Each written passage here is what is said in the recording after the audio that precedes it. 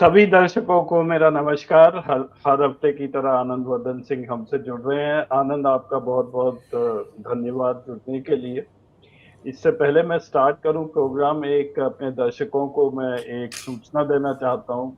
कई लोगों ने मेरे को मैसेज किया था कि वो आपसे सवाल पूछना चाहते हैं। तो मैं ये उनसे रिक्वेस्ट करूँगा कि अगर वो कुछ भी पूछना चाहें वो कमेंट्स में लिख दें और आने वाले अगले हफ्ते के कार्यक्रम में मैं वो पूछने की कोशिश करूँगा। तो आनंद, आज शुरू करते हैं प्रोग्राम। हमारे प्रधानमंत्री जी फिर से विदेश चले गए। इस बार और भी कम समय वो इंडिया में रहे। वो इंडोनेशिया, ऑस्ट्रेलिया, न्यूजीलैंड के विजिट पर हैं।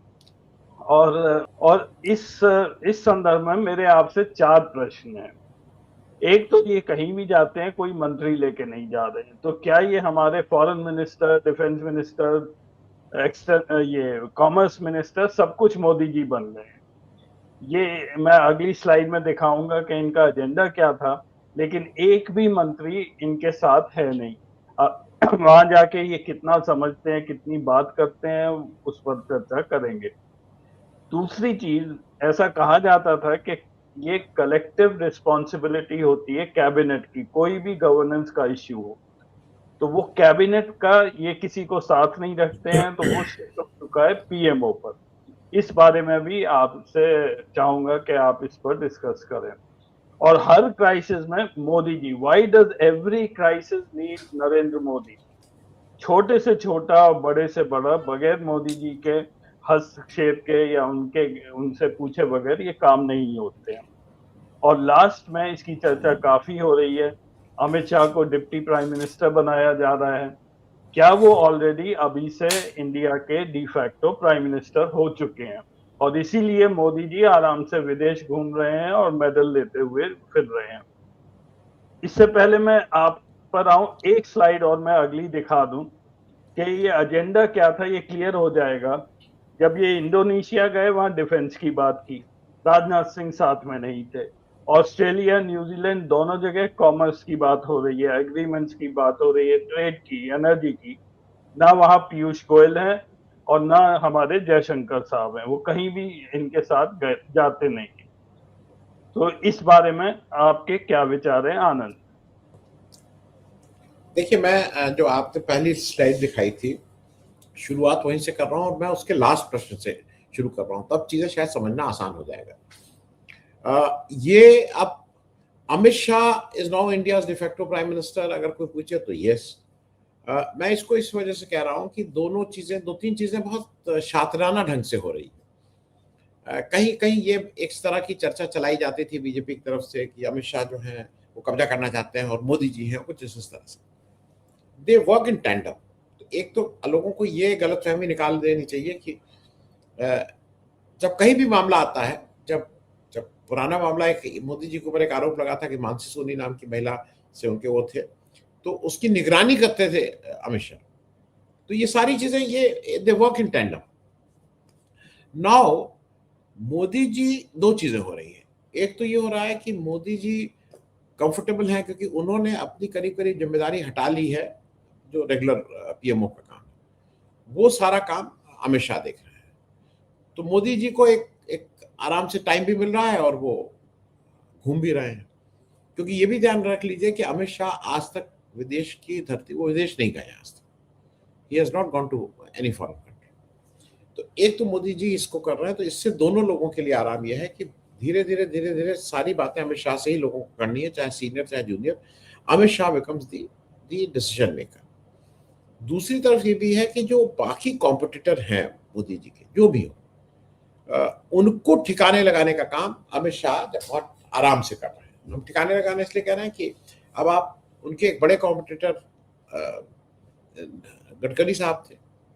गडकरी साहब का एथेनॉल वाला मामला जिस तरह से उछला है, पूरा देश थू थू थू थू थू थू कर रहा है और पूरा देश गुस्सा है गडकरी साहब से। दूसरी तरफ यूपी में योगी जी को किस तरह से क्रिटिसाइज किया जाए, सुबह से शाम तक इसी जुगत में लगे रहते हैं अमित शाह। तो ये मैं बिल्कुल, मेरा बिल्कुल स्पष्ट मानना है कि मोदी जी की भी ये इच्छा है कि उनके बाद अमित शाह बने, और अमित शाह के बनने से ही उनको बहुत सी तरह की जांच, बहुत सी तरह से इम्यूनिटी मिली रहेगी। अगर कोई और होगा तो हो सकता है वो गलती में इनके ऊपर जांच बिठा दे, लेकिन उनको पूरा विश्वास है कि अगर अमित शाह रहेंगे तो वो जांच बिठाएंगे, और अगर कोई जांच की मांग करेगा तो उसको भी ठिकाने लगाएंगे। तो ये उनका उसके ऊपर कॉन्फिडेंस है। अब आ जाते हैं कि मोदी जी क्या फुल टाइम, मोदी जी बिल्कुल फुल टाइम फॉरेन मिनिस्टर है, और आज से नहीं है। अगर आपको याद हो, सुषमा स्वराज के जमाने में भी वो उनको उनसे कोई मतलब नहीं था। सुषमा स्वराज का काम केवल पासपोर्ट और वीसा का के डिसीजंस मेकिंग में था। बाकी आप अगर कोई याद करके बता दे कि कौन सी फॉरेन पॉलिसी में सुषमा स्वराज का हस्तक्षेप रहा या किसमें जयशंकर का रहा। और मैं सिर्फ याद दिलाने के लिए लोगों को एक दो चीजें बता दूं कि फॉरेन अफेयर्स मिनिस्टर का योगदान कहाँ कहाँ रहा है। मैं एक इंसिडेंट दे रहा हूँ। हिंदुस्तान के जब जब हम लोगों का 71 की वॉर हुई थी, उससे पहले हिंदुस्तान के फॉरेन मिनिस्टर थे स्वर्ण सिंह। स्वर्ण Singh was the main architect जो जो गए रशा में जाके उन्होंने एक वॉर से पहले, क्योंकि ये कहा गया भाई देश में ये समझ में आया कि रशिया को हमारे साथ ठीक से अलाइन होना चाहिए, क्योंकि अमेरिका हमें ठीक से ट्रीट नहीं कर रहा था और अमेरिका पाकिस्तान के साथ साफ साफ खड़ा हुआ नजर आ रहा था। तो उसको काउंटर बैलेंस करने के लिए स्वर्ण सिंह गए। स्वर्ण सिंह वहां जब गए उसके बाद उन्होंने एक बेहतरीन ट्रीटी हुई इंडिया रशिया की, जहां पे हमने अगर कोई हमारे ऊपर आक्रमण करेगा तो मतलब it was a defence and उसकी फ्रेंडशिप ट्रीटी के नाम से। लेकिन उसके आर्किटेक्ट तो स्वर्ण सिंह थे। तो मैं ये बात को सीरियसली कह रहा हूँ कि देश में जितने भी प्रधानमंत्री हुए हैं उसमें अगर मैं गलत नहीं हूं तो देवे गौड़ा साहब को छोड़ के बाकी सारे प्रधानमंत्री ने कभी न कभी विदेश मंत्री के रूप में काम किया है, क्योंकि वो एक इम्पोर्टेंट चीज होती थी। मोदी जी विदेश मंत्री कभी नहीं रहे, लेकिन ये दूसरे जो विदेश मंत्री बनाए उनको विदेश मंत्री मंत्रालय में काम भी नहीं करने दिए, ये भी फैक्ट है। और ये अजय एक चीज और समझने वाली है कि विदेश मंत्रालय का रोल जो प्रेजेंट आज की तारीख में जो वर्ल्ड ऑर्डर है उसमें उसका रोल बहुत ज्यादा हो गया है। क्योंकि अगर आपका विदेश मंत्रालय ठीक है तो आपके 3-4 विभाग डायरेक्टली इफेक्टेड होते हैं। सबसे पहले कॉमर्स, क्योंकि आपका अगर किसी देश से रिश्ते ठीक हैं या उसको आप ठीक से नर्चर करके रखे हुए हैं तो yes, commerce is going to be affected. और दूसरा जो जो मेरी समझ है, दूसरा आपका पेट्रोलियम, क्योंकि आज की तारीख में हमारा पेट्रोलियम का बहुत ज्यादा आयात है, उसको आप ठीक करते हैं। तीसरा फाइनेंस, क्योंकि आप यहाँ पैसा लगाने वाले, ये लगाने वाले, ये मैं उन बातों को बोल रहा हूँ जो डायरेक्टली इफेक्टेड मंत्रालय है। चौथा उद्योग, क्योंकि अगर आप ठीक से विदेश मंत्री अगर अपने को मैनेज किया हुआ है लोगों के, तो वहां से लोग उद्योग लगाने के लिए भी यहाँ वो आने को तैयार है। और चौथा एक सुनने में अजीब सा लगेगा, होम। अगर ये ठीक से है ना तो होम में क्यों बोला? भारत की सीमा की सुरक्षा की जिम्मेदारी पीस टाइम में जब वॉर नहीं हो रही हो तो वो सेंट्रल मिलिट्री पुलिस की है, सीएमपी की, मतलब जिसमें सीआरपीएफ, सीमा सुरक्षा बल, आईटीबीपी, ये सब आते हैं। और सीएमपीपी गृह मंत्रालय के अंडर पे आते हैं। तो ये जरा इसलिए समझ लेना है कि अगर विदेश नीति आपकी अच्छी है, विदेश मंत्रालय ठीक से काम कर रहा है, अपने संबंध अच्छे रखा हुआ है, तो प्रेशर ऑन होम मिनिस्ट्री भी कम होता है। तो ये एक अहम मंत्रालय है। मोदी जी अपने सामने किसी विदेश मंत्री को, उसका विदेश मंत्री का केवल काम यह है कि वहां पे जाओ, मेरे लिए कुछ एक जुगाड़ करो, उनका कोई मेडल वेडल, मतलब वो इसी में है। अगर आपको याद हो 2025 में जब ट्रंप ने शपथ लेने की बात थी तो हमारे ये जयशंकर जी करीब 8-10 दिन वहां पड़े रहे थे, मोदी जी का इन्विटेशन आ जाए, मोदी जी का इन्विटेशन आ जाए, तो इन्विटेशन नहीं आया। बाद में मोदी जी से उन्होंने बात एक करवा दी तो यही हुआ, बात हो गई, बात हो गई, बात हो गई। तो ये मैं इसलिए कह रहा हूँ कि ये विदेश मंत्रालय का रोल अगर जो विदेश मंत्री करे तो वही बेहतर रहता है। अब आ जाइए जो आप बात कह रहे हैं कि जो निर्णय है वो कैबिनेट का, ये ऐसा माना नहीं जाता है। जो हमारी संरचना है हमारे लोकतंत्र की, उसमें जो सरकार है वो सरकार का में एक आदमी का निर्णय नहीं होगा। मिनिस्ट्री कोई भी हो, उस मिनिस्ट्री को कैबिनेट अप्रूवल चाहिए। मतलब अगर बजट भी पास होता है तो वो बजट कैबिनेट में अप्रूव होता है। वित्त मंत्री वो पेश करते हैं, वो अलग बात है, लेकिन it is a it is something which is pass by the union cabinet. तो कुछ भी अगर पॉलिसी पे हो रहा है, कोई भी अगर हो रहा है, तो वो it has to be cabinet decision. Modi ji ने उस कैबिनेट डिसीजन को बिल्कुल तहस नहस कर दिया है। मोदी जी ने एक पीएमओ बनाया है। पीएमओ मोदी जी ने, पीएमओ पहले से बना हुआ, आज से 25-30 साल पहले कांग्रेस सरकार में भी पीएमओ था, लेकिन वो पीएमओ का पहले जो रोल था वो एडवाइजरी ज्यादा था। इसमें क्या करना है, ये फाइल है, इसको क्या करना है, जो चाहे वो ब्रजेश मिश्रा हो, चाहे वो जो भी प्राइम मिनिस्टर के जो पीएम, हाँ, जो उसमें रहते थे, they were more on a advisory role. और कुछ हो सकता है कि मॉनिटरिंग के लिए कुछ लोग रहते हो, भाई इसमें क्या हो रहा है, इसको आगे बढ़ाना था, इसको क्या। लेकिन आज की तारीख में बिल्कुल सही बात है कि PMO is not cabinet secretary, क्योंकि डिसीजन मेकिंग अब पीएमओ में हो रही है। हाल का सिर्फ याद दिलाने के लिए हाल का एक वाक्य बता दूं। उत्तर प्रदेश में एक्चुअली इसको लोग चंदा चोरी नहीं है, ये भगवान की चोरी है, क्योंकि भगवान के चढ़ावे से चुराया गया, तो डाका कह लीजिए या चोरी कह लीजिए, कौन सी चोरी मालूम नहीं। इसके लिए जब एसआईटी बनी, तो एसआईटी ने जब अपनी रिपोर्ट दी, तो वो रिपोर्ट कहाँ भेजी गई, वो रिपोर्ट पीएमओ भेजी गई, और पीएमओ ने उससे निर्णय लिया। तो बहुत ही एक्चुअली क्या है कि मोदी जी की जो स्टाइल ऑफ फंक्शनिंग है वो बहुत ही सेंट्रलाइज है, सारा कुछ हमारे हाथ में है। तो इसीलिए वो पीएमओ को बहुत ज्यादा तवज्जो देते हैं कि पीएमओ में ही सब कुछ डिसीजन मेकिंग हो, पीएमओ ही सर्वशक्तिशाली हो। और पीएमओ में उनको एक दूसरा फायदा है, उनको लगता है साइकोलॉजिकली, वो गुजरात के अफसर वहां ज्यादा भरे हुए हैं, गुजरात काडर या गुजरात के, तो वहां पे उनको लगता है कि अपने लोग हैं, ये मेरे साथ कुछ ऐसा नहीं करेंगे, मुझे वो करेंगे। जो आपने एक चीज कही ना कि हर क्राइसिस के लिए नरेंद्र मोदी जी, ये हम और आप पूछ रहे हैं हर क्राइसिस के, मोदी जी नहीं के मानते हैं। मोदी जी हर सेलिब्रेशन के लिए जरूर है। राम जन्मभूमि में जब उसकी नींव रखी जा रही तो मोदी जी पहुंचे, प्राण प्रतिष्ठा तो मोदी जी करेंगे, ध्वजारोहण जो था या पताका रोहण जो था, पताका लगा, वो मोदी जी करेंगे। लेकिन जब चोरी होगी, जब डाका पड़ेगा, तो मोदी जी एक शब्द नहीं बोलेंगे। मोदी जी धीरे पतली गली से किनारे हो जाएंगे, मुझसे कोई मतलब नहीं। अगर उसके न्यास के ट्रस्ट के लोगों का चुनाव करना है, उसको मेंबर बनाना है, सब मोदी जी डिसाइड करेंगे। लेकिन अगर चोरी हो गई है और उसमें आपसे पूछा जा रहा है, भाई आप बताइए कि आपने जिन लोगों को अपॉइंट किया था उन लोगों ने चोरी की है, आपका इसमें कोई जीरो। मोदी जी बिल्कुल मुंह सिल के बैठे रहेंगे। और पीएमओ अब शक्तिशाली हो गया है, इसमें कहीं कोई दो राय नहीं। तो मेरे ख्याल में लोकतांत्रिक व्यवस्था में इस तरह से नहीं चलता है, ये बहुत ही सेंट्रलाइज, मतलब ये हिटलर शाही की तरफ हम जा रहे हैं, एक अथॉरिटेरियन रूल जो बोलते हैं उस तरफ हमारे कदम बढ़ चुके हैं। अजय जी आनंद, इसी से लगा हुआ सवाल है जो कंसंट्रेशन ऑफ पावर।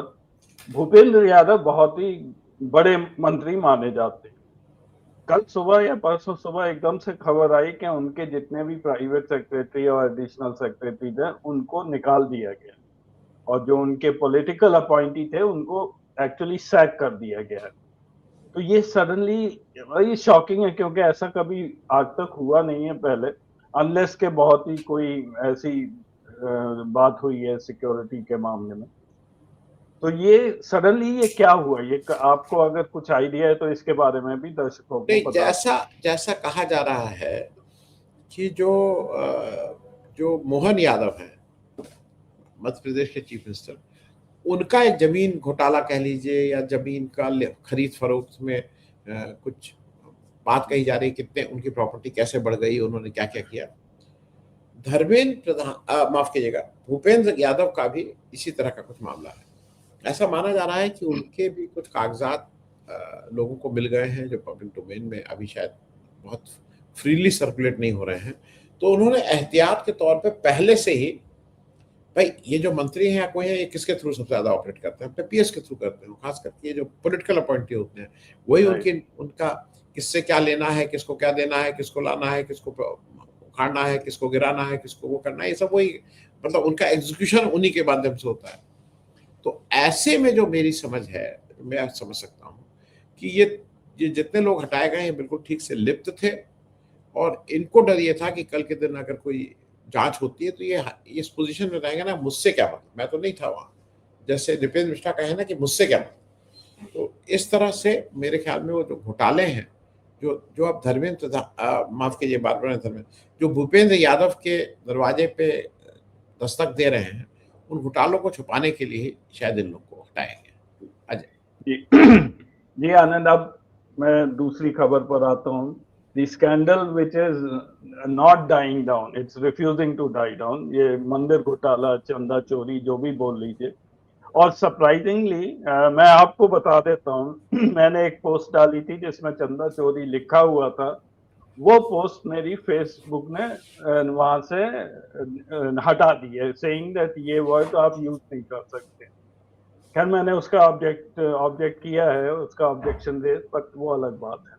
तो ये चंदा चोरी भी शायद अब सोशल मीडिया पर आपको देखने को नहीं मिलेगी। और वैसे भी सरकारी वक्तव्य ये है कि चोरी हुई, एसआईटी बनी, रिपोर्ट आई, लोग गिरफ्तार हो गए, एफआईआर हो गया, 2 लोग रिजाइन हो गए, और अब तो वो लीगल प्रोसेस है, जो भी होगा वो होगा। तो उनके हिसाब से, आरएसएस के हिसाब से, बीजेपी के हिसाब से, the case is done, close, dusted. लेकिन ये सडनली फिर ये चिट्ठियां आनी शुरू हो गई। चंपत राय की एक चिट्ठी आई कल परसों में, और दूसरा आई, एक और चिट्ठी आई महंत नृत्य गोपाल दास जी, जो चेयरमैन है इस ट्रस्ट के।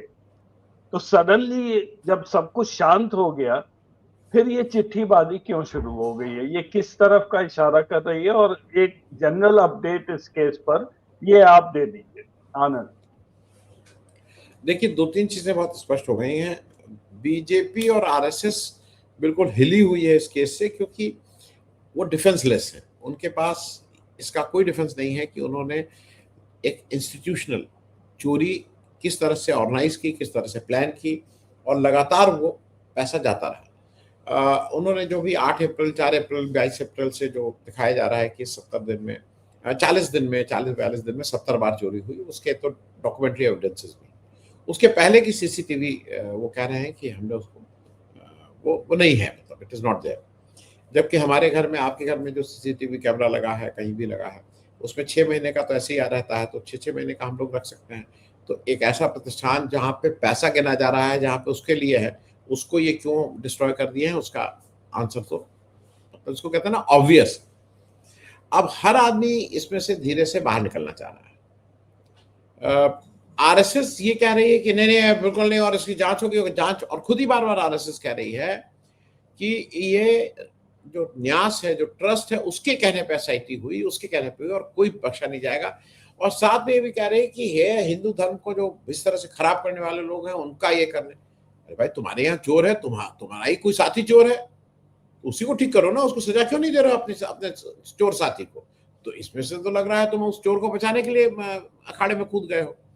तो पहली चीज तो यह है कि इसमें कहीं कुछ इस तरह का नहीं है। दूसरा क्या है कि जो साधु संत थे, जिसको ये एक रखे थे, महंत नृत्य गोपाल दास, और जो गिरी जी हैं जो ट्रेजरार थे, इनको भी कुछ, इनके हाथ में कुछ था नहीं, सारी ताकत चंपत राय के पास थी।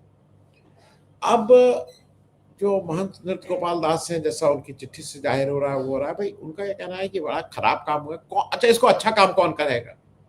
मतलब ऐसा तो गोपाल दास ने तुमसे ही कल के दिन कहा जाए तो तुम पहले तो इसकी भर्त्सना करोगे ना कि भाई भगवान का चोरी कर लिया, ये कर लिया, वो कर लिया। लेकिन एक प्रश्न रह जाता है कि आप उसके अध्यक्ष थे, आप अगर पिछले 6 साल से ये जान रहे थे ये हो रहा है, तो आपने क्या एक चिट्ठी नहीं लिखी? आप एक चिट्ठी तो लिख के अपनी पोजीशन स्पष्ट कर देते कि भाई ये चिट्ठी मैंने लिखी थी साहब 4 साल पहले, और इस चिट्ठी पर कोई कार्रवाई नहीं हुई तो मैं भी चुप हो गया।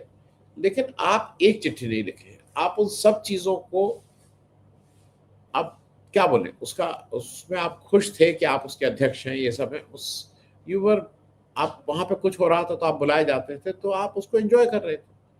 लेकिन आज जब जब चोरी खुल गई है और ये बिल्कुल स्पष्ट हो गया है कि चोर कौन है, अब वो तो अदालती कार्रवाई चलेगी, लंबा कार्यक्रम होगा, क्योंकि जो हमारे यहाँ की जो लीगल प्रोसेस है उसमें टाइम लगता है, तो वो सारा कुछ तो होता रहेगा, लेकिन चोरी तो वो है। अब दूसरा दूसरा मैं एक और चीज स्पष्ट करूं, एक एक दो चीजें कही जा रही है। एक चीज ये कही जा रही है कि भाई जिसने चंदा नहीं दिया वो, उससे क्या मतलब, और वो हिंदू हिंदू धर्म का है, हिंदुओं के मंदिर में आया, हिंदुओं ने चुरा लिया, कुछ इस तरह की बात है कि आपस की बात है, चोरी कर ली। लेकिन लार्जर क्वेश्चन जो मैं एड्रेस करना चाहूंगा, मैं पिछली बार शायद बोला था कि नहीं बोला था, कि वहां पे जो भी मंदिर कंस्ट्रक्शन में काम, जितना पैसा लगा है 3,000 4,000 करोड़, उससे 10-20 गुना ज्यादा, मतलब करीब 40,000 से 80,000 करोड़ के बीच उत्तर प्रदेश सरकार ने 2019 के बाद वहां बजट की सपोर्ट दिया। कभी सड़क बनना है तो घाट बनना है तो दीपक लगने हैं, तो ये सब काम तो वही के लिए हो रहा है। तो ये कहना कि वो केवल मतलब लोगों ने जो पैसा दिया उससे बनाया, वो गलत है। Ordinary tax payer of India के, चाहे वो चेन्नई में बैठा हो और चाहे वो लद्दाख में बैठा हो, उसके पैसा भी इसको बनाने में लगा है। मतलब इन अदर वर्ड्स, वो उस अयूब या उस सलीम का पैसा भी इसको बनाने में लगा है, इससे आप डिनाई नहीं कर सकते। अब इसको, हाँ, अब ये डैमेज कंट्रोल की बात है कि कितना डैमेज कंट्रोल कर ले जाते हैं। मोदी जी चटपट अंदाज में चुप हैं। मुझे 2-3 जगह थोड़ा सा मतलब आई एम स्लाइटली एंक्शस। देश में एक एक भूख हड़ताल चल रही है, एक आमरण अनशन चल रहा है जंतर मंतर। आप अगर देखिए तो पेपर ने करीब करीब उसको छापना भी बंद कर दिया है अब्स, और टीवी वाले तो उसकी खबर बहुत चलाते नहीं। ये बात मैं इसलिए कह रहा हूं कि मुझे एक आदमी के वेलबींग की फिक्र है। जो सोनम वांगचुक हैं, हालांकि उन्होंने कहा है कि वो 6 हफ्ते तक ये अनशन करेंगे और फिर छोड़ देंगे। 6 हफ्ते मतलब 42 दिन। तो 42 दिन तक वो अगर अनशन उनका चलवाया जाता है तो जितना मेरी समझ है 42 दिन में मरेंगे तो नहीं, लेकिन उनका कोई अंग, कोई ऐसा पे इफेक्ट हो सकता है जो लाइफ लॉन्ग फिर ठीक नहीं हो। मतलब मैं जिस रेफरेंस पे कह रहा हूँ, प्रोफेसर GD अग्रवाल थे, IIT से रिटायर हुए थे। अब हरिद्वार में जाके रह के गंगा को निर्मल और स्वच्छ रखने का उनका आजीवन का एक व्रत था, और उसके लिए वो खूब भूख हड़ताल करते थे। और कांग्रेस सरकार में वो 3 बार 4 बार मंत्री आके उस भूख हड़ताल को खुलवाना, और फिर वो जो भी प्रोजेक्ट जिससे इन्वायरमेंट को खराबी हो रही है उसको बंद करवाना, उसको रीअलाइन करवाना, ये सब हुआ है। मोदी जी क्या ये सब नहीं है। मोदी जी ने कहा कि तुम अगर हो तो उधर। प्रोफेसर GD अग्रवाल ने इनको नोटिस दिया और उसका अनशन रखा। जुलाई में शुरू हुआ था, अक्टूबर में करीब 60-65 दिन बाद उनका मृत्यु हो गई। तो ये बात मैं ये बात इसलिए कह रहा हूं कि इतनी बड़ी खबर है और आप कहीं उसको नहीं देख रहे। मुझे जो डर लगता है कि इस समय बीजेपी को सूट कर रहा है कि इस खबर को चलाएं, दिपके वाली या सोनम वांगचुक, क्योंकि अगर कुछ तबीयत ज्यादा बिगड़ गई तो सारा अटेंशन राम मंदिर की चोरी से इधर शिफ्ट हो जाएगा, और इनके पास कहने के भी कुछ हो जाएगा। आज की तारीख में क्या बोले कोई, भाई आप कहीं जाएंगे कुछ करेंगे तो आपसे हनुमान, अरे राम मंदिर पे तो प्रश्न पूछा ही पूछा जाएगा, you can not avoid that. तो वो एक बहुत सिस्टमेटिक ढंग से इन्होंने ये काम किया है कि उससे अपने को गर्दन बाहर निकाली है। लेकिन मुझे ऐसा लगता है कि वहाँ का आम आदमी जो वो आहत है, वहाँ की कमाई कम हो गई है। कमाई में मंदिर की नहीं बात कर रहा हूँ, क्योंकि अगर लोग कम आएंगे, जो भी लोग हों, अगर लोग कम आएंगे तो नेचुरली वहाँ पे चढ़ावा कम चढ़ेगा, फूल जो ऑटो चलाते हैं उनका भाड़ा कम उनको मिलेगा, ओवरऑल उनकी इकोनॉमिक कंडीशन और खराब। तो इसलिए जो मेरी जो समझ है उसमें मंदिर आंदोलन कोई कुछ कहे लेकिन वो खत्म नहीं हुआ, और उसका इम्पैक्ट 2027 के उत्तर प्रदेश इलेक्शन में मेरे हिसाब से जरूर देखने को मिलेगा। जी हाँ आनंद, आपने अपने एक कार्यक्रम में सोमनाथ मंदिर का भी जिक्र किया था। उसके बाद मैंने जरा सा नेट पर देखा था, ये सोमनाथ मंदिर ट्रस्ट अगर आप देखेंगे तो वहां के ट्रस्ट के चेयरमैन मोदी जी हैं।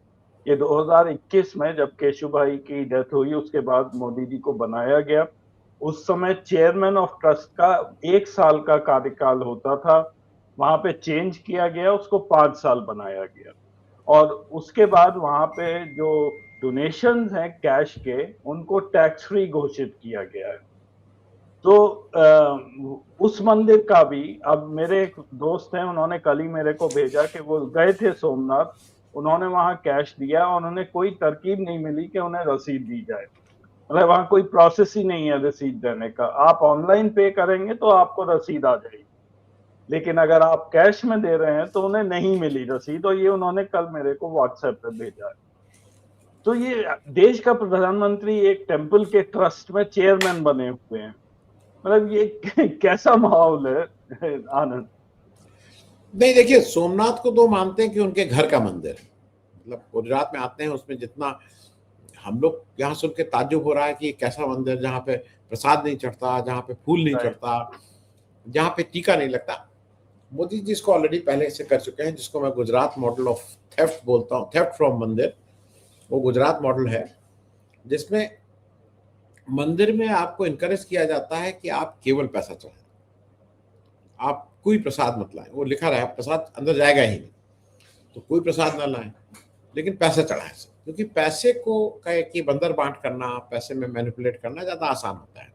लड्डू अगर 10 किलो की जगह 100 किलो आ जाएंगे तो आप कितना लेते जाएंगे? हम और आप अगर पंडा है तो भाई 1 किलो लड्डू में झगड़ा हो सकता है कि धीरे से आपको ना दिखाऊं, मैं अपना छिपा कर लेता दूं। अगर 50 किलो लड्डू आ गए हैं तो आप कितना लड्डू खाएंगे? तो ये सारी चीजें जो जो मुझे लग रहा है कि सोमनाथ। दूसरा जो आपने कहा ना कि सोमनाथ टेम्पल के वो खुद अध्यक्ष बने हुए हैं, उनको ये लगता है कि वो कहीं ना कहीं धर्म की ही राजनीति करते हैं वोट के लिए। जैसे योगी आदित्यनाथ हैं, वो मठ के महंत हैं, तो इसलिए मतलब उनका जो आदर या जो जो भी है, अगर उनकी विपरीत विचारधारा वाले भी लोग हैं, तो जब मठ की बात आएगी तो उनका मठ मठ में फेथ है, तो they will always respect math. They may not respect Yogi Adityanath as chief minister, पर जब योगी आदित्यनाथ मठ की कुर्सी पे, गद्दी पे बैठेंगे एज द मेन महंत, तब उनके बारे में कोई क्वेश्चंस नहीं पूछे जाएंगे। आम पब्लिक की मैं बात करूँ, वैसे तो जो पत्रकार है वो पूछेंगे ही, वो करेंगे। तो लार्जर उसमें जो जो मेरी समझ है, मैं समझ सकता हूँ कि गुजरात मॉडल बिल्कुल क्लियर है कि पैसा आए उसको कैसे साइफन ऑफ किया जाए, ये वहाँ एस्टेब्लिश हो, और इसीलिए उसी मॉडल को लाके मोदी जी यहाँ पे कर रहे हैं। यहाँ पूरी तरह से उन्होंने कर दिया है राम मंदिर वाला। काशी विश्वनाथ में भी काफी कुछ डिस्करेज करते हैं, लेकिन फिर भी वहाँ इस तरह की इतनी खराब हालात नहीं है। अजय जी आनंद, आज के लिए इतना ही समय है। Thank you very much. हम फिर मिलेंगे अगले हफ्ते। नमस्कार। Thank you Ajay, thank you.